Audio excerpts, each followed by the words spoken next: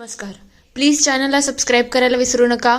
आणि आजच्या एपिसोडला शॉर्टमध्ये एक्सप्लेन करायला जाऊ तर सगळे तेजाचं जेवण अक्षरशः वैतागलेले असतात, पण तरीसुद्धा तिने बाकीची माणसं तिचं खूप जोरदार कौतुक करतात आणि हर्षित तिच्यावरती राग काढतो. ते बघता ती हर्षितला टोमणे द्यायला लागते. नंतर जेव्हा तिच्यासमोर सत्य येते तेव्हा तेजाची हालत खराब होऊन जाते आणि तिला गुरुमंत्र दिला जातो की काय करायला पाहिजे आणि काय नाही. तर मीनवाईल इकडे मनोज थोडासा रोमॅन्टिक मूडमध्ये असतो, पण त्या रोमॅन्समध्ये नवीन एंट्री होणार आहे ती म्हणजे मीनाक्षीची. चला बघूया ती का आली आहे या सिरियलमध्ये. नमस्कार. आजच्या भागात आपण बघणार आहोत सगळेजण जेवणाच्या ताटावरती बसलेले असतात तेव्हा इकडे सगळे म्हणायला लागतात, तुला माहिती आहे का तुझ्या बायकोने जे जेवण बनवलं आहे ना ते अगदीच घशातून गिळतच नाही आहे. तेव्हा तो म्हणतो, खरंच मी सुद्धा सांगतोय ना जेवणामध्ये काहीतरी गडबड आहे. तेव्हा ते म्हणतात, तुला तर माहिती आहे का मी तर प्रत्येक घासाला श्रीखंड खात आहे, एवढं जेवण हॉरिबल झालं आहे. तेवढ्यात इकडे तेजाचं लक्ष जातं आणि ती म्हणायला लागते, काय झालंय अचानक सगळे एवढे ठसका का देत आहे, सगळं ठीक आहे ना. तेव्हा हर्षित म्हणायला लागतो, तेजा तुने काय जेवण बनवलंय, हे जेवण कोणी घशाच्या खाली सुद्धा टाकू शकत नाही. तेव्हा तेजा म्हणायला ते खरंच खूप खराब झालंय का. तेव्हा इकडे लगेच कैलास तिचं कौतुक करतो आणि म्हणतो, नाही नाही जेवण तर खूप भारी झालं आहे. तेवढ्यात अजित सुद्धा म्हणायला लागतो, हो ग खरंच खूप उत्तम जेवण आहे. मनोजी सांगतो, जेवण तर खरंच भारी आहे, पण या हर्षितला बायकोचं कौतुकच करता येत नाही. खरं म्हटलं तर बायकोने एवढ्या प्रेमाने स्वयंपाक केला आहे तर आपण तिचं कौतुक करावं, तर याचं भलतंच काहीतरी. तेव्हा तेजा म्हणते, बरोबरच आहे, हर्षितला कधीच माझी कदर येत नाही. एवढी राबून मी स्वयंपाक केला, जिला कधी स्वयंपाक करता येत नाही, पण तरी सुद्धा हा कधी माझं कौतुक करणार नाही. तेवढ्यात या तिघी तिला अडवतात आणि म्हणतात, अगं शांत हो, एवढंही अति करायची गरज नाही आहे. हे तिघं आहेत ना हे तुझ्याशी खोटं बोलत आहेत. खरं म्हटलं तर स्वयंपाक खूप खराब झाला आहे आणि घशातून गिळला जात नाही आहे. तेव्हा ती म्हणते, एवढं काय खराब झालं आहे, थांबा जरा मी टेस्ट करते म्हणजे मलाही समजेल. तेजा लगेच एक घासच खाते आणि तिला अक्षरशः ठसके लागायला लागतात. तेव्हा लगेच हर्षित म्हणायला, तुम्ही म्हणालं होतं ना जेवण किती तिखट झालं आहे, कोणाच्या घशाखालून जातच नाही आहे. तेव्हा ती म्हणते, खरंच सॉरी, माझ्याकडून खूप मोठी चूक झाली, पण आपण एक काम करूया हर्षित, जेवणाचं माझ्याकडून काही होणार नाही, आपण ऑर्डर करूया. तेवढ्यात सगळेजण पुन्हा पाणी प्यायला लागतात. इकडे वल्लरीला समजवते, मी तुम्हाला एक गुरुमंत्र देत आहे, कधीही तिसऱ्या व्यक्तीने जे काही आपल्या नवरा बायकोच्या मध्ये सांगितलं असेल ना याच्यावरती कधीच विश्वास ठेवायचा नाही. तुमचे भाऊ आहेत ना तुमच्याशी खोटं बोलू शकतात, पण आम्ही कधी खोटं बोलणार नाही. तेवढ्यात इकडे श्वेता म्हणायला लागते, आता एवढं सगळं झालंच आहे, हे जेवल्यानंतर आम्ही आमच्या घरी जातो ते आणि अधूनमधून आम्ही येत जाऊ. तेव्हा वल्लरी म्हणते, एवढ्या लवकर काय घाई आहे, थांबा की जरा, अजून 1-2 दिवस राहिले असते ना. तेव्हा ती म्हणते, नको घरी जायला पाहिजे ना. तेवढ्यात कैलास म्हणायला लागतो, आता आपण इथेच पुन्हा नाही यायचं. तेव्हा ते म्हणतात, काय झालं तुम्ही असं का म्हणताय. तेव्हा तो म्हणतो, आता तुम्ही आमच्या घरी सुद्धा येऊ शकता ना, ते सुद्धा आपलं हक्काचं घर आहे. तेव्हा मनोज म्हणायला लागतो, ठीक आहे मग आता पुढची गेट टुगेदर श्वेताताईंच्या घरी. सगळे खूप खुश होतात. तेवढ्यात इकडे तेजा म्हणायला लागते, थांबा जर आम्ही जेवण ऑर्डर करते. दुसरीकडे मनोज खूप खुश असतो, तो लगेच वल्लरीला जवळ घेतो.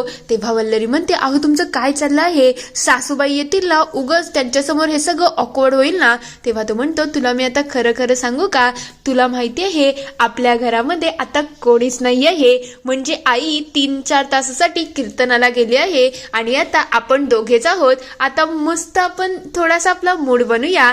तेवढ्या दाराची बेल वाजते. ते बघता मनोज म्हणायला लागतो, या नक्कीच तुझ्या मैत्रिणी असतील, उगाच त्रास द्यायला आले असतील. तेव्हा तो म्हणतो, कसं आहे. ती म्हणायला लागते, नाही असं काही नसेल हो, तुम्ही नका ना त्यांच्यावरती चिडू. तेवढ्यात इकडे दारावरची बेल वाजते आणि मनोज दार उघडतो. तेव्हा दारावरती अजून कोणी नाही तर मीनाक्षी आलेली असते. हे बघता ती म्हणायला लागते, वल्लरी अक्का आहे का, मला त्यांच्याशी भेटायचं आहे. तेव्हा मनोज वल्लरीला हाक देतो. वल्लरी विचारते, तू कोण ग बाळा. तेव्हा ती म्हणते, वल्लरी अक्का मी तुमची खूप मोठी फॅन आहे, माझं नाव, पहिले ती काहीतरी वेगळंच बोलते, त्यानंतर मीनाक्षी कामत नाव सांगते. तेव्हा त्या लागतात, पण तू इथे कशी काय आली आणि तू कोण आहेस, अचानक इथे कशी काय आली आहेस. तेव्हा ती म्हणते, मला एक कॉम्पिटिशनमध्ये जायचं आहे आणि माझ्या अम्मा अप्पाला सांगितलं असतं ना तर त्यांनी मला इकडे येऊ दिलं नसतं, त्याच्याचमुळे त्यांना मी न सांगता इकडे आले आहे. कारण की मला ते कॉम्पिटिशन करायचं आहे आणि तुम्ही माझी मदत करू शकता, त्याच्याचमुळे मी इकडे आले आहे.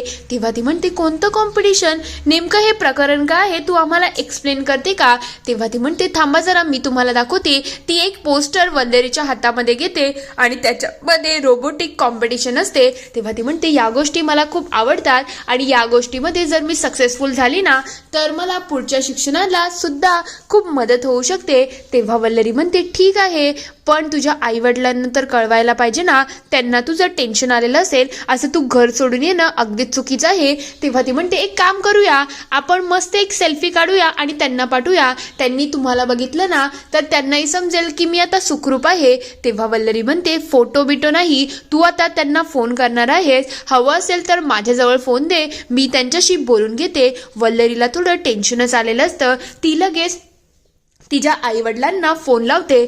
तर दुसरीकडे हर्षितला काही झोप येत नसते. तेवढ्यात तो इकडे तेजाला उठवायला जातो, पण तेजा तिच्या झोपेमध्ये असते. तेव्हा ती म्हणते, काय हर्षित, झोपू देणार आहे, काय चाललंय तुझं? तेव्हा तो म्हणतो, काय नाही ग, मला झोप लागत नाही आहे ना, त्याच्याचमुळे मी तुला उठवत होतो. तेवढ्यात इकडे प्रेरणा आणि मिठूला सुद्धा जाग येते. तेव्हा प्रेरणा म्हणायला लागते, हर्षित दादांना झोप लागत नाही, एक काम कर ना तेजा, तू त्यांच्यासाठी एक जायफळ घालून दूध बनव, म्हणजे कसं त्यांना एकदम छान झोप लागेल. तेव्हा तेजा म्हणायला लागते, हो थांबा जरा, मी उठते. तेवढ्यात प्रेरणाच उठायला लागते, कारण की तेजा काही उठत नसते. तेव्हा मिठू म्हणते, प्रेरणाताई तुम्ही विसरताय का, तुम्ही प्रेग्नेंट आहात, असं उठसूट उठणं तुमच्यासाठी चांगलं नाही आहे. तेवढ्यात प्रेरणा म्हणायला, ते थांब जरा, हिला मी उठून बघते, उठली तर ठीक आहे. पण तेजा काही उठतच नसते. तेव्हा हर्षित म्हणायला लागतो, प्रेरणा दी तुम्ही झोपून जा ग, खरंच मला कसली गरज नाही, मी सुद्धा झोपतो. हे सगळं झाल्यानंतर तेजाला उठवण्याचा पुरेपूर प्रयत्न होतो, पण तेजा म्हणायला लागते, काय नाही ना, मला झोपू देणार आहे. ती अक्षरशः झोपेमध्ये आलेली असते. तर दुसरीकडे मीनाक्षी खूप मन भरून जेवत असते. तेव्हा इकडे मनोज विचारतो, काय ग, तिचे आई वडील काय बोलले, सगळं ठीक तर आहे ना? तेव्हा वल्लरी म्हणते, हो तिचे आई वडील तर ठीक आहेत, पण त्यांना मुलगी अशी घर सोडून गेली म्हणून काळजी वाटत होती. ते आता सुखरूप तर आहेत, पण तरी सुद्धा एवढ्या मोठ्या शहरामध्ये ही मुलगी आमच्या 1-2 बोलण्यावरून इकडे आली, जरी हरवली असती, काही झालं असतं तर काय केलं असतं? हे सगळं खरंच खूप कॉम्प्लिकेटेड वाटत आहे. तेव्हा मनोज म्हणतो, अगं तू नको काळजी करू, खरं म्हटलं तर माझी बायको आता खूप फेमस आहे, म्हणजे फक्त महाराष्ट्रात नाही तर देशाभरामध्ये तुझे फॅन आहेस आणि म्हणून ती इथे आली आहे, तुझ्यावरती तिचा विश्वास आहे. तेव्हा ती म्हणते, हो पण हे सगळं थोडं रिस्की वाटतंय ना हो. तेवढ्यात इकडे घरामध्ये इंदुमतीची एंट्री होते. इंदुमती त्या मुलीला बघून म्हणायला लागते, काय ग, ही मुलगी कोण आहे? एवढं छान लेकरू आपल्या घरामध्ये आलं आहे, हे कोणाचं आहे आणि जेवते सुद्धा, काय ग बाळा, सगळं ठीक ना? तेव्हा मनोज सांगायला लागतो, ही मुलगी कॉम्पिटिशनसाठी इथे आलेली आहे आणि थोडे दिवस आपल्याच बरोबर राहणार आहे, जोपर्यंत हिचं कॉम्पिटिशन कम्प्लीट होत नाही. तेव्हा ती म्हणते, चांगलं आहे, ही गोष्ट तर खरंच खूप भारी आहे. हे ऐकल्यानंतर मनोज आणि वल्लरीच्या चेहऱ्याचा रंग उडलेला असतो की आई नेमकं करते तरी काय. लगेच इंदुमती आतून एक पोस्टर घेऊन येते आणि त्याच्यावरती धर्मशाळा लिहिते. तेव्हा ती म्हणायला लागते, बघ ना, हे किती छान वाटतंय ना? तेव्हा वल्लरी म्हणते, सासूबाई काय करताय तुम्ही, तुम्हाला तरी कळतंय का? तेव्हा ती म्हणते, हे बघ, तसेही धर्मशाळा झाली आहे ना, कोणीही आपल्या घरामध्ये येते, कितीही दिवस राहून जाते, कोणाची कोणाला पायपूस नाही आहे, हे खरंच खूप छान आहे ना, मग आपण या घराला धर्मशाळाच डिक्लेअर करू. तेव्हा ती म्हणते, काय बोलते आई तू, आता ती मुलगी इथे आली आहे, मग त्याच्यामध्ये तुला एवढा काय प्रॉब्लेम आहे? तुला जर हवं असेल तर आता बस झालं. तेवढ्यात वल्लरी म्हणायला लागते, सासूबाई तुम्हाला जर एवढा त्रास होत असेल ना तर आम्ही तुम्हाला गावाला पाठवतो. तेव्हा ती म्हणते, बरोबर आहे, मी विचारच करत होती, पांढरी पाळ अजून बोलली कशी नाही, म्हणजे बाहेरच्या लोकांना घरामध्ये ठेवायचं आणि मला घराबाहेर काढायचं, हीच तर तुमची सवय झाली आहे ना. कोणी आलं की तुम्ही मला हकलून देता, हेच तुमच्या बरोबर चाललं आहे. ठीक आहे, यावेळेला मी काही ते थांबतच नसते, मी तर खरंच गावाला जाईल. तेव्हा मनोज म्हणतो, आई एकदा ऐकते का? तेव्हा ती म्हणते मनोज तुम्हाला काही थांबू नको, मी काय आता थांबणार नाही. तेव्हा तो म्हणतो नाही आई, मी तुला काही थांबवत बिंबवत नाही आहे, मी तर स्वतः सांगतो आई तू गावाला जा आणि मी तुला दर महिन्याच्या महिन्याला पैसे पाठवेल. तेव्हा ती म्हणते तुम्ही तर सतत माझा अपमानच करायला लागले आहेत, आता मी ते थांबतच नसते. ती लगेच तावातावात आत निघून जाते. इकडे या दोघांना काय चाललं काही समजत नसतं आणि मीनाक्षीसाठी तर सगळं अनकम्फर्टेबलच असतं. तेवढ्यात इंदुमती रागारागामध्ये बॅग घेऊन येते. मनोज तिला म्हणतो आई थांब जरा. तेव्हा ती म्हणते मी सांगितलं ना मी थांबणार नाही आहे. तेव्हा तो म्हणतो आई तू आत्ताच्या गाडीला जाऊ नको ग, पहाटेच्या गाडीला जा ना. तेव्हा ती म्हणते तुला लाज वाटते का, आई घर सोडून चालली आहे आणि तरी सुद्धा तू तिला थांबवत नाही. ठीक आहे आता मी एकदाची गेली ना तर पुन्हा वापसच कधी येणार नाही. तेव्हा मनोज म्हणतो ठीक आहे आई तू तुझा शब्द पाळ, हा मी तुला दर महिन्याला पैसे पाठवत राहील, पण आता तू पुन्हा इकडे येऊ नको. तेव्हा ती म्हणते ठीक आहे आता मी पुन्हा या घरामध्ये येणारच नाही. तसंही तुम्हाला माय जडच झालेली आहे ना, मग मी माझ्या गावालाच जाईल. पहिले महेंद्रला काढलं आणि आता सतत मला घराबाहेर हाकलताना आता या घरामध्ये मी पुन्हा येणारच नाही. तेव्हा मनोज म्हणतो आई बाय, पुन्हा खरंच येऊ नको शब्दावर तिला. तो तिला बाय करून पाठवून देतो आणि इकडे वल्लरीला म्हणत असतो वल्लरी ह्यामध्ये तुझी काहीच चूक नाही आहे, तू उगाच स्वतःच्या मनावरती लावून घेऊ नको. आता आपलं लक्ष या मीनाक्षीकडे असायला पाहिजे. तिचं कॉम्पिटिशन आहे ना, मग ते जोपर्यंत होत नाही ना तोपर्यंत आपल्याला शांत आणि तिच्याकडे फोकस ठेवायला लागणार आहे. इकडे मीनाक्षी मस्त मिटक्यात जेवत असते कारण की ती तिच्या धुंदीमध्ये असते. तर दुसरीकडे तेजा सगळ्यांसाठी ब्रेकफास्ट आणत असते. पहिले ती प्रेरणाला देते आणि नंतर हर्षितला द्यायला जागेल. तेव्हा हर्षित म्हणतो नको मला नाही पाहिजे. तेव्हा तेजा त्याला एकदाही आग्रह न करता स्वतःहून मस्तपैकी जेवायला बसते. हे बघता प्रेरणा तिच्यावरती थोडी चिडते आणि म्हणायला लागते काय आहे तेजा तुझं, त्यांनी नाही म्हणितलं आणि तू डायरेक्टली नाही केलं. तेव्हा ती म्हणते मग असा अन्नाचा अपमान केलेला मला आवडत नाही, मग जेवायचं असेल तर डायरेक्ट जेवायचं, नाही तर नाही जेवायचं. तेव्हा ती म्हणते थांब जरा, तुला संसारामध्ये एक गुरुमंत्र द्यायची गरजच आहे. नवरा आपल्यावरती रागवलेला असलो ना की आपल्याला त्याला मनवायचं असतं. मग थांब जरा, आता मी तुला सांगते की तुला नेमकं करायचं काय आहे.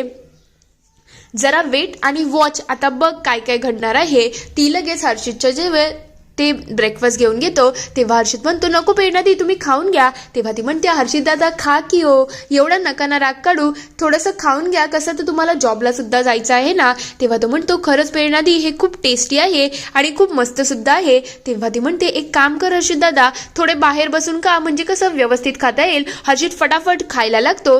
ते बघतात इकडे तेजा चिडते आणि म्हणायला लागते काय रे, मी सुद्धा तुला विचारलं होतं ना, मग तेव्हा तूने मला नकार दिला आणि आता तू कसं फटाफट खातोय, हे काही बरोबर नाही. तेवढ्यात प्रेरणा त्याला पाणी देते. तेव्हा हर्षित सांगतो प्रेरणा दे आता बस झालं, मला थोडी घाई आहे. तो लगेच तिथून निघून जातो. तेव्हा तेजा म्हणते हे असं हर्षितने का केलं, हे सगळं अगदी चुकीचं आहे.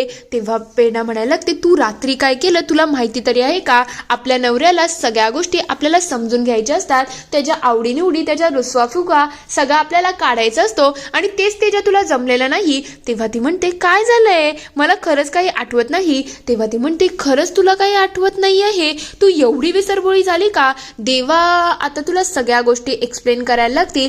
तेवढ्यात प्रेरणाला वल्लरीचा कॉल येतो आणि ती सांगते लवकरात लवकर माझ्या घरी या. या दोघींचं अजूनच टेन्शन वाटतं की काय घडलं तर नाही. पुढील भागात आपण बघणार आहोत.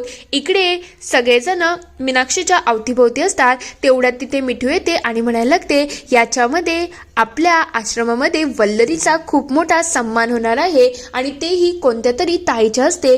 तर इकडे कोणीतरी झाडाला प्रार्थना करत असते. इंदुमती वाटते की दुसरंच कोणतरी एंट्री होणार आहे. तर दुसरीकडे तेजा हर्षितला मनवण्याचा प्रयत्न करत असते. तेव्हा ती म्हणते सॉरी ना हर्षित, आता एवढा चिडू नको. तेव्हा तो म्हणतो तेजा आता मी खूप थकलो आहे, मला या टॉपिकवरती बोलायचं नाही आहे. तो लगेच घराच्या आत निघून जातो. दुसरीकडे सगळे मीनाक्षीसाठी ज्यूस घेऊन येतात, पण तिला ज्यूस पिल्यानंतर विचित्र व्हायला लागतं आणि ती डायरेक्टली बाथरूममध्ये निघून जाते. तेव्हा सगळ्यांचीच काळजी वाढून जाते की नेमकं प्रकरण काय आहे. मीनाक्षीकडे सगळे टेन्शनने बघायला लागतात. इथे हा पूर्ण एपिसोड संपतो. नेमकं मीनाक्षीला झालं तरी काय आहे, तुम्हाला काय वाटतं ते मला कमेंटमध्ये नक्की कळवा. व्हिडिओ आवडला असेल तर लाईक, शेअर आणि प्लीज सबस्क्राईब